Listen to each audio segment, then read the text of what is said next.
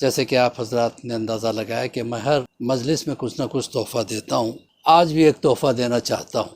2 رکعت نماز ہے، بہترین وقت اس نماز کے لیے صبح کی نماز کے بعد کا ہے۔ اگر صبح کی نماز کے بعد اگر کسی وجہ سے نہیں پڑھ سکتے ہیں تو کسی بھی وقت جو ہے نا آپ پڑھ سکتے ہیں، کسی بھی نماز کے بعد یا کسی بھی وقت پڑھی جا سکتی ہے، لیکن بہترین وقت صبح کی نماز کے بعد کا ٹائم۔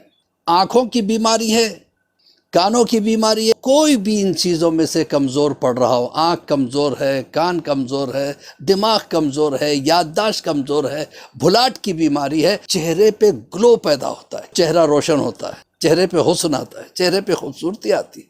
تو بہرحال عزیزان محترم، یہ آج کا گفٹ تھا آپ کے لیے۔ بسم اللہ الرحمن الرحیم۔ ایک عالم دین ہوا کرتے تھے جو درس لیتے تھے علماء کو، ان کے درس میں مجتہدین آ کے بیٹھتے تھے، 100 کی تعداد میں آ کے بیٹھتے تھے، اور پن ڈراپ سائلنٹ جب وہ درس دیا کرتے، قرآن کی آیتوں سے، تفسیر سے، احادیث سے، ہر شے سے جو ہے نا اسلام سمجھاتے تھے، لوگ متوجہ ہو کے بیٹھا کرتے تھے۔ ایک دن وہ آئے، بغیر کچھ کہے رونا شروع کر دیا، پھر اس کے بعد رونے کے عالم میں انہوں نے مصائب امام حسین پڑھنا شروع کیا۔ ایسی کیفیت ہوگی کہ جتنے مجتہد بیٹھے ہوئے تھے، جتنے طلباء بیٹھے ہوئے تھے، سب رونے لگے، ایک عجیب کیفیت پیدا ہوگی، لیکن کسی نے کچھ نہیں کہا، حیران سب تھے، آج کیا ہو گیا؟ آتے ہی مصائب شروع کر دیے۔ دوسرے دن پھر یہی ہوا، کسی نے کچھ نہیں پوچھا، ہمت ہی نہیں تھی پوچھنے کے لیے کہ اتنے بڑے عالم دین کر رہے ہیں تو کچھ نہ کچھ وجہ ہوگی۔ تیسرے دن پھر یہی ہوا، چوتھے دن خود انہوں نے پوچھا، تم نے محسوس نہیں کیا جیسے میں روز درس لیتا تھا ویسے میں نہیں لیتا ہوں، پہلے میں مصائب پڑھتا ہوں پھر درس لیتا ہوں؟ کیا محسوس کیا تھا؟ کیا پھر پوچھا کیوں نہیں؟ کیا ہمت نہیں ہوئی سرکار آپ سے پوچھنے کے لیے؟ تو بولے کہ سنو، میں اس لیے ایسا کرنے لگا کہ میں نے خواب دیکھا، میں نے خواب دیکھا کہ جنت کے لیے لائن لگی ہوئی ہے، اور جنت کے الگ الگ دروازے ہیں، کسی پہ لکھا ہے در علی، مولا کے نام سے ایک دروازہ ہے، پھر تھوڑا آگے جا کے دیکھا تو در حسن، در حسین، در امام زین العابدین، در امام محمد باقر، در امام جعفر صادق، اس طریقے سے الگ الگ لائنز ہیں، اور جتنے علماء، فقہا، مراجع جتنے ہیں وہ در امام محمد، امام جعفر صادق علیہ السلام پہ لگے ہوئے، باقی کے الگ الگ دروازوں پہ لگے ہوئے۔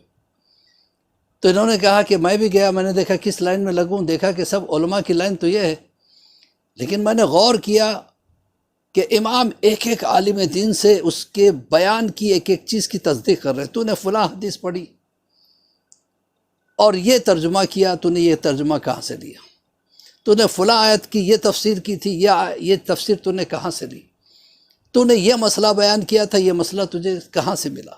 ایک ایک چیز، ایک ایک باریک سے باریک چیز پوچھ رہے ہیں امام جعفر صادق، اور وہ بیان کر رہے ہیں۔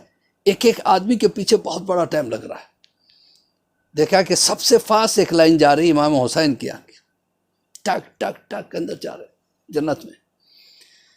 سوچا اس لائن میں لگ جاؤں تو جلدی جنت میں چلا جاؤں گا، کہنے لگے میں جا کے امام حسین کی لائن میں لگ گیا۔ تو امام حسین ایک ایک کا حساب دیکھتے دیکھتے میری طرف انہوں نے دیکھا، اٹھ کے آئے، آ کے میرا نام لے کے پکارا، اے فلاں بن فلاں، یہ جو لائن ہے یہ تمہارے لیے نہیں ہے، وہ جو علماء کی لائن لگی ہے وہاں پہ جائیے۔ کیا سرکار وہاں پہ بہت ٹائم لگتا ہے؟ کہا یہ عزاداروں کی لائن ہے۔ بس اسی وقت میں روتا ہوا نیند سے بیدار ہوا، تو پھر میں نے سوچا کہ میں اب عالم دین کی حیثیت سے جنت میں نہیں جانا چاہتا، عزادار امام حسین کی حیثیت سے، ذاکر امام حسین کی حیثیت سے جنت میں جانا چاہتا۔ بس اس لیے میں نے یہ طریقہ اب میں نے اپنا لیا ہے کہ اب جب بھی میں درس لوں گا پہلے مصائب امام حسین پڑھوں گا، تاکہ مجھے امام حسین اپنے عزادار ذاکرین میں شمار کر لے۔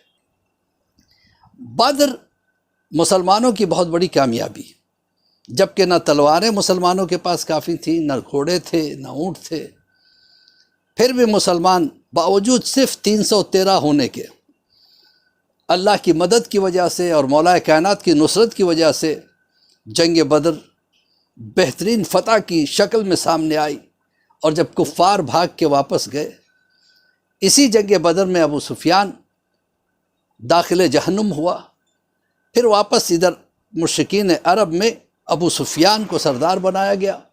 ابو سفیان سردار بننے کے بعد اس نے ایک قسم کھائی، جب تک میں بدر کے مقتول، یعنی جو قریش کے مقتول ہیں، ان کے خون کا بدلہ نہ لے لوں، اپنے سر پہ پانی نہیں ڈالوں گا۔ اللہ اکبر، نہاؤں گا نہیں، دنیا کی کوئی آسائش میں نہیں اپناؤں گا، نہ اچھے کپڑے پہنوں گا، نہ عطر لگاؤں گا، نہ نہاؤں گا، نہ سر دھوؤں گا، جب تک کہ اس کا بدلہ نہ لے لوں۔ اور جہاں توڑ محنت سے اس نے بہت بڑے فوج کو جمع کیا، بہت فنڈز اس نے رائز کیے چاروں طرف سے، اور اس کے بعد جو ہے نا ایک بڑی فوج لے کے مدینے کی طرف چلا، جس میں 3000 سوار تھے اور 2000 پیادہ، 5000 کی فوج لے کے، بہت فخر کے ساتھ، بہت گھمنڈ کے ساتھ، میرے پاس اتنی فوج ہے میں پورے مدینے کو پسپا کر دوں گا، اس طرح سے وہ چلا۔ اس کے ساتھ ہندا جگر خوار وہ بھی چلی، جو معاویہ کی ماں تھی، بہرحال یہ بھی چلی۔ اب ادھر جانے کے بعد یہاں پہ بدر کا بدلہ لینے کے لیے یہ پوری فوج نکل کے آئی۔ مدینے والوں نے جب اس بڑی فوج کو دیکھا تو گھبرا گئے، گھبرا کے کہنے لگے ہم کہاں سے مقابلہ کر سکتے ہیں، لہٰذا بہتر ہے کہ ہم اپنے گھروں میں بند رہیں، جب یہ لوگ اندر آئیں گے تو ہم کوٹھوں پہ سے تیر برسائیں گے، پتھر پھینکیں گے اور لڑیں گے۔ رسول اللہ نے خطبہ دیا کہ نہیں، بدر میں بھی ہم زیادہ نہیں تھے، وہ زیادہ تھے۔ بدر میں ہم صرف 313 تھے، نہ ہمارے پاس تلواریں تھیں، نہ ہمارے پاس نیزے تھے، نہ ہمارے پاس گھوڑے تھے، اس کے باوجود اللہ نے ہماری مدد کی اور ہماری جیت ہوئی۔ احد میں بھی وہی ہمیں کامیابی دے گا، ہم میدان میں جائیں گے اور جا کے جو ہے نا ہم جنگ کریں گے۔ ہاں، اس میں اگر کوئی شہید ہو جائے تو وہ جنت میں جائے گا، اور اگر کسی کو قتل کر کے غازی بن جائے تو وہ بے شمار ثواب جو ہے نا حاصل کرے گا۔ اب یہ خطبے کو جب ادھر طلحہ نے سنا، جو ادھر کا سردار تھا لشکر کا، تو اس نے ایک مرتبہ چیلنج کرتا، وہ بہت پہلوان قسم کا آدمی تھا، اس نے چیلنج کیا کہ آؤ میرے مقابلے میں آ جاؤ، رسول تو بعد میں تمہیں جنت میں پہنچائیں گے، مجھ سے قتل ہو جاؤ جنت میں چلے جاؤ، یا مجھے قتل کر دو جنت میں چلے جاؤ، غازی بن جاؤ یا شہید بن جاؤ، یہ میں تمہیں یہ دیتا ہوں تمغے۔ جب اس نے اس قسم کی الٹی سیدھی باتیں کرنی شروع کی تو مولا کائنات سامنے آئے، اور کوئی اٹھا نہیں اس کے مقابلے کے لیے، سب گھبراتے تھے، کیونکہ طلحہ بہت بڑا بہادر تھا، بہت جنگجو تھا، بہترین تلوار باز تھا۔ تو جب مولا کائنات سامنے آئے، طلحہ نے پوچھا کہ اے نوجوان تم کون ہو؟ کہ میں علی ابن ابی طالب ہوں۔ کہ یقیناً یہ ابو طالب ہی کا خون ہو سکتا ہے جو میرے مقابلے کے لیے آ جائے۔ بہرحال جنگ ہوئی، مولا کائنات نے اس کو اس طریقے سے وار کیا کہ اس کے دونوں ٹانگیں کٹ گئیں اور وہ زمین پہ گرا۔ آگے بڑھ کے مولا نے اس کا سر قلم کرنا چاہا، اس نے ہاتھ جوڑ دیے کہ مجھ پہ رحم کرو۔ مولا پیچھے ہٹے، لوگوں نے پوچھا کہ اس کو چھوڑ کیوں دیا؟ کہ میرا وار ہی ایسا تھا، اب وہ زیادہ دیر جیے گا نہیں، مر جائے گا۔ اب جب اس کا علم گرا تو اس کا بیٹا جو وہ بھی پہلوان تھا، اس نے آگے بڑھ کے اٹھایا اور مولا پہ بہت غیظ و غضب کے ساتھ اس نے حملہ کیا۔ جب مولا پہ حملہ کیا تو مولا نے اس کے حملے کو روکا، پھر ایسی تلوار چلائی اس کے 2 ٹکڑے ہوئے۔ دوسرا بیٹا آیا، اس نے حملہ کیا، اس کا علم اٹھایا باپ کا اور حملہ کیا، مولا نے اس کو وار کو بھی روکا اور اس کے بھی 2 ٹکڑے کیے۔ تیسرے بیٹے کے بھی 2 ٹکڑے کیے، چوتھے بیٹے کے 2 ٹکڑے کیے۔ اس کے بعد مختلف سردار آگے بڑھتے رہے، علم اٹھاتے رہے، اس طرح سے 9 سردار قتل ہوئے۔ تو اب جب 9 بڑے بڑے سردار جو کہ بڑے بڑے پہلوان اپنے آپ کو سمجھتے تھے، مولا کی تلوار کے سامنے گرتے گئے اور داد شجاعت دیتے ہوئے ایک طرف سے جعفر طیار، ایک طرف سے جناب حمزہ نے حملہ کیا، اور ادھر مسلمانوں نے کافروں پہ حملہ کیا۔ 5000 کی فوج ادھر تھی، ادھر 700 افراد کی فوج تھی۔ 700 افراد میں سے رسول اللہ نے 50 کو چنا۔ ایک پہاڑی درہ تھا جو خطرناک تھا، اگر ادھر سے کوئی آ جائے تو مسلمانوں پہ پیچھے سے حملہ ہو سکتا تھا۔ تو رسول اللہ نے 50 تیر انداز کو وہاں بٹھایا اور کہا کہ یاد رکھو اور اس بات کو بھولنا نہیں، اگر ہم مشرکین کو دوڑاتے ہوئے مکہ تک بھی جا کے بھگا کے واپس آ جائیں تو بھی تم اپنی جگہ سے چھوڑ کے ہٹنا نہیں، وہیں بیٹھے رہنا۔ رسول نے تاکید پہ تاکید کی تھی۔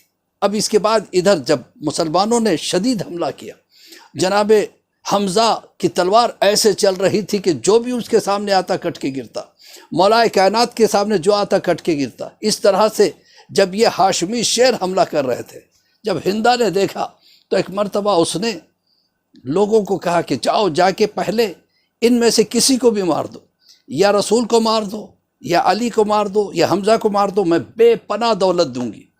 اس کا ایک غلام تھا، حبشی غلام، اس کو بھی اس نے ورگلایا۔ حبشی غلام نے کہا میری طاقت نہیں کہ میں علی کے پاس جاؤں، نہ میں رسول تک پہنچ سکتا ہوں کیونکہ علی سامنے ہے، ہاں حمزہ کے لیے میں کوشش کروں گا۔ کہا ٹھیک ہے۔ اب اس نے نیزہ لیا اور چھپ چھپ کے جناب حمزہ کے طاق میں رہا۔ ادھر ابو سفیان نے 200 افراد کو تیار کیا کہ وہ درے پہ حملہ کرے، اگر درہ پہ قبضہ ہو جائے گا آسانی سے مسلمانوں کو مارا جا سکتا تھا۔ ادھر 200 افراد درے کی طاق میں تھے، ادھر حملے پہ حملے ہو رہے تھے، علی حملے کو کاٹ کاٹ کے اس کا جواب دے رہے تھے، جناب حمزہ حملے کو کاٹ کاٹ کے جواب دے رہے تھے۔ آگے بڑھتے بڑھتے جناب حمزہ کا گھوڑا ایک گڈھا تھا، اس کے اندر اس کا پیر اٹکا اور یہ منہ کے بل زمین پہ گرے۔ جیسے یہ زمین پہ گرے اٹھنا چاہتے تھے، اس نے پیچھے سے ایسا حملہ کیا جناب حمزہ کے آر پار نیزہ ہو گیا، جناب حمزہ زمین پہ گرے۔ جیسے گرے اس نے پھر دوبارہ جا کے ان پہ حملے کیے اور جناب حمزہ کی شہادت ہوئی۔ تو جیسے پتہ چلا ہندا کو کہ حمزہ کی شہادت ہو گئی، دیکھیے کتنا بغض تھا، کتنا کینہ اور کپٹ، کتنی دشمنی تھی کہ اس نے آ کے جناب حمزہ کے پیٹ کو چاقو سے، خنجر سے چاک کیا، اس میں سے کلیجہ نکال کے کھانا چاہا لیکن وہ نگل نہ سکی تو چبا کے اس نے پھینک دیا۔ اس کے بعد اس نے جو شہدائے احد تھے، جو بھی وہاں پہ شہید ہو کے گرے تھے، ان کے کان اور ناک کو کاٹ کے اس نے ایک مالا جیسی بنائی اور پہن لیا۔ جناب حمزہ کے دونوں ہاتھ کاٹ کے اپنے گلے میں ڈال لیے اور اس کے بعد وہ بے تحاشا رقص کرنے لگی، اور اس کو دیکھ کے ان کے جوانوں میں ایک طرح کا جوش آیا اور ادھر سے درے کی طرف لوگ آگے بڑھے۔ ادھر یہ ہوا کہ مولا کائنات اور ان کو اور غضب آیا کہ جناب حمزہ کی شہادت نے ایک مرتبہ مسلمانوں میں بھی ایک طرح کا جوش پیدا کیا، اور اس کے بعد یہ انہوں نے بھی آگے بڑھ کے جو حملہ کیا تو اب مشرکین بھاگنے لگے۔ جیسے بھاگے تو مسلمان کی جو فوج تھی وہ مال غنیمت کی طرف بڑھی۔ اب یہاں درے پہ جو کھڑے ہوئے تھے انہوں نے کہا ارے یہ لوگ مال غنیمت لے رہے ہیں، ہم یہاں کھڑے کیا کر رہے ہیں؟ وہاں سے کچھ لوگ ہٹ گئے، پھر وہاں صرف 12 لوگ رہ گئے جو جناب عبداللہ کے ساتھ رہ گئے تھے، عبداللہ ابن جبیر کے ساتھ۔ اب بقیہ لوگ جو ہے نا جو ادھر بھاگے، تو جیسے ادھر درے پہ لوگ کم ہوئے وہاں پہ حملہ ہوا۔ اب یہ 12 افراد ان کو روک نہیں سکے، جس کا نتیجہ یہ ہوا پیچھے سے آ کے کافروں نے حملہ کر دیا۔ جیسے حملہ کیا تو مسلمان اب بھگ دوڑ مچ گئی، یعنی جیتی ہوئی فوج پھر ہار اور شکست کا منہ دیکھنے لگی۔ ایسے میں سب میدان چھوڑ کے بھاگ گئے، تنہا رسول اللہ۔ ادھر شیطان نے پکار کے کہنا شروع کیا ماتا محمد، رسول بر گئے۔ مولا کائنات نے رسول اللہ کو اپنے دونوں ہاتھوں میں پکڑ کے اٹھایا، ہاذا محمد، یہاں ہے رسول خدا، ڈرنے کی ضرورت نہیں، واپس آؤ۔ لیکن کوئی واپس نہیں آ رہا تھا۔ اب مولا اکیلے رسول کی حفاظت کر رہے ہیں۔ تاریخ بتاتی ہے کہ اس وقت کچھ ایسا سانحہ ہوا کہ ایک اور صحابی بھی تھے جو رسول اللہ کا ساتھ دے رہے تھے، ان کی تلوار ٹوٹی کہ یا رسول اللہ میری تلوار ٹوٹ گئی۔ اب جیسے کہا تلوار ٹوٹ گئی، ایک شاخ کو کھینچا، یہ جو کھجور کی شاخ ہوتی ہے اس کو رسول اللہ نے کھینچا اور اس طریقے سے گھمایا تو تلوار بن گئی، کہ یہ لو۔ اب انہوں نے لے کے حملہ کرنا شروع کیا۔ ادھر مولا علی کی تلوار ٹوٹی تو مولا نے کہا میری بھی تلوار ٹوٹ گئی، تو اب رسول اللہ خاموش ہو گئے۔ تو وہاں سے تلوار آئی، ذوالفقار جب اوپر سے آئی، اب ہاتھ بھی ادھر کے، تلوار بھی ادھر کی۔ علی نے بھرپور حملہ کرنا شروع کیا۔ 3000 کا لشکر چاہ رہا تھا کہ علی کو ہٹائے رسول تک پہنچے، یہاں تک کہ دندار رسالت شہید ہو گئے۔ مولا کائنات گھوم گھوم کے حملہ کر رہے تھے۔ ایک تاریخ میں ہے کہ دونوں ہاتھوں میں 2 تلواریں تھیں اور 2 تلواروں سے مولا حملہ کر رہے تھے، ایک پہ ذوالفقار تھی، دوسرے میں عام تلوار تھی۔ اب یہاں پہ چل کے ایک شاعر نے ایک عجیب منظر کشی کی اشعار تو مجھے یاد نہیں ہے، اس کا کہنا یہ تھا کہ ذوالفقار میں اور ملک الموت میں ڈیبیٹ ہونے لگا، باتیں ہونے لگی۔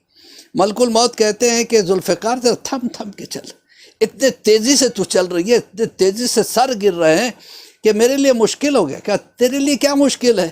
کہا مشکل یہ ہے کہ جو گرتا ہے مجھے اس کی فکر نہیں ہے، جو بھی علی کی تلوار کا مار کھا کے زمین پہ گرتا ہے مجھے پورے عرب میں ڈھونڈنا پڑتا تھا کہ اس کا باپ کون ہے، کیونکہ علی کے سامنے کوئی حلال زادہ تو آ ہی نہیں سکتا تھا۔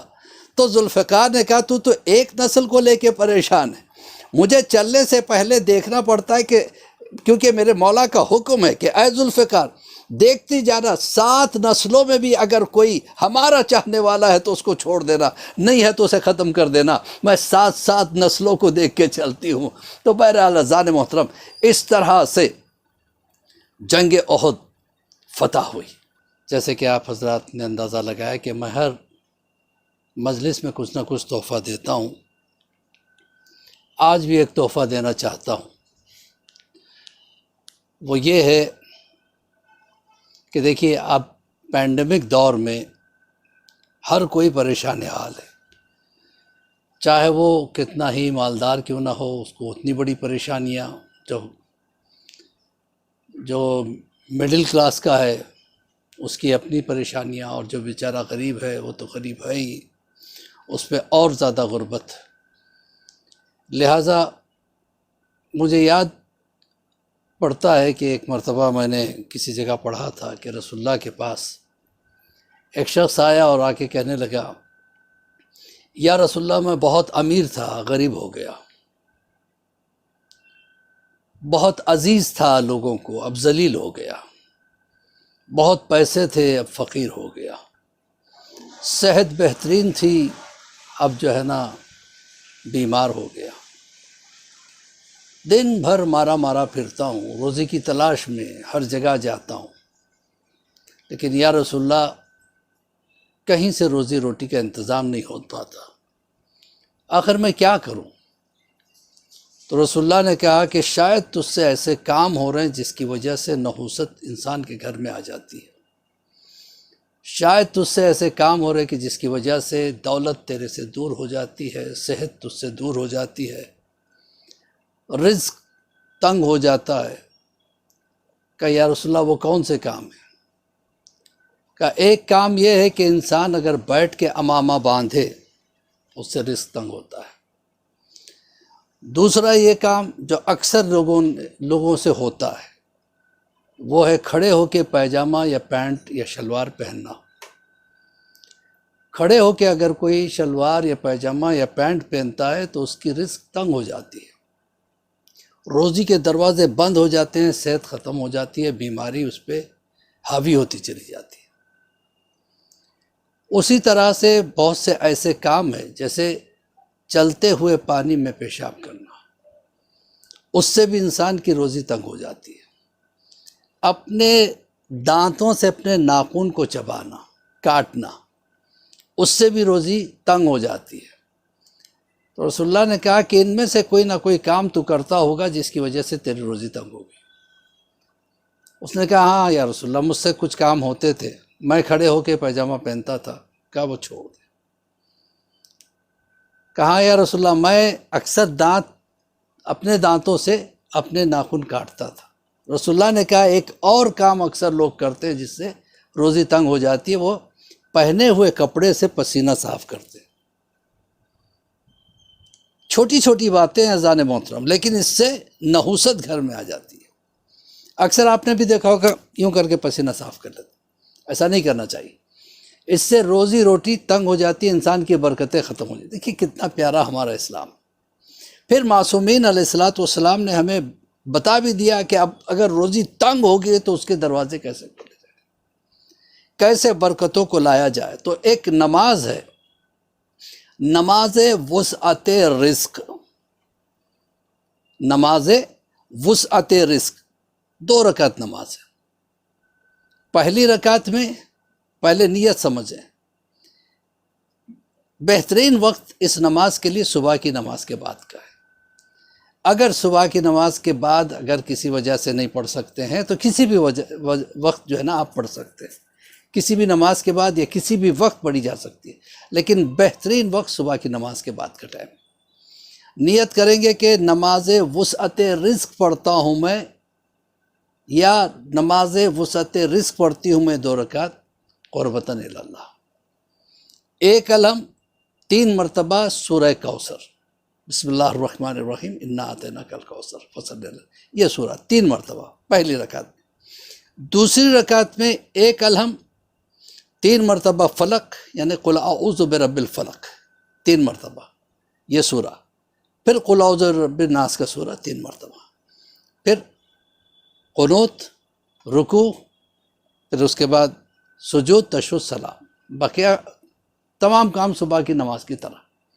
اس کے بعد آپ بہتر ہے سجدے میں چلے جائیں۔ لمبی دعا کے لیے بہترین طریقہ یہ کہ سجدے میں جا کے دعا کریں۔ سجدہ بذات خود ہمارے لیے بہت بڑی بلیسنگ ہے، آپ نہیں جانتے۔ یہ جتنی اہم چیزیں ہیں ہمارے باڈی میں، جیسے ہارٹ ہوا، لنگز ہوئے، یہ اپر باڈی میں ہیں، اور یہ آنکھیں، ناک، دماغ، کان، زبان، یہ ساری چیزیں اپر باڈی میں اللہ نے دے رکھی ہے، جو اکثر اوپر ہی رہتے ہیں۔ زیادہ آپ لیٹ گئے تو سیدھے لیول پہ آ جاتے ہیں، لیکن نماز میں اللہ نے کچھ ایسے پوزیشنز ہمیں دیے ہیں جو ان کو طاقت ملتی ہے، وہ ہے سجدہ۔ آنکھوں کی بیماری ہے، لمبا سجدہ کرو۔ کانوں کی بیماری ہے، لمبا سجدہ کرو، کیونکہ جب انسان سجدے میں جاتا ہے تو یہ آنکھوں کو زیادہ بلڈ سرکولیشن ملتا ہے، چہرے کو زیادہ بلڈ سرکولیشن ملتا ہے، کانوں کو، دماغ کو، دل کو، لنگز کو بہترین بلڈ سرکولیشن ملتا ہے سجدے کے عالم میں۔ لہٰذا حکمہ کہتے ہیں، حکیم لوگ یہ کہتے ہیں کہ اگر آپ کو کوئی بھی ان چیزوں میں سے کمزور پڑ رہا ہو، آنکھ کمزور ہے، کان کمزور ہے، دماغ کمزور ہے، یادداشت کمزور ہے، بھلاٹ کی بیماری ہے، تو لمبے سجدے کرو، آپ کی ساری بیماری بغیر دوا کے ٹھیک ہو جائے گی۔ تو جو بھی دعا مانگنی ہو، اللہ کو سجدہ سب سے زیادہ پسند ہے۔ قیام سے پسند رکوع ہے، رکوع سے پسند سجدہ ہے۔ سجدے میں بندہ اپنے آپ کو اتنا گراتا ہے، کہتا ہے پروردگار اب تو میں نے خاک سے ملا دیا، اس سے زیادہ میں اپنے آپ کو گرا نہیں سکتا۔ اور لمبے سجدے کرو، لمبے سجدوں میں دعا مانگو، جتنی دعا مانگنی ہے سجدے میں مانگو۔ سجدے میں مانگنے کا فائدہ دوہرا ہے، اللہ جلدی قبول کرتا ہے، دوسرے ہمارا چہرے پہ گلو پیدا ہوتا ہے، چہرہ روشن ہوتا ہے، چہرے پہ حسن آتا ہے، چہرے پہ خوبصورتی آتی ہے۔ تو بہرحال عزیزان محترم، یہ آج کا گفٹ تھا آپ کے لیے۔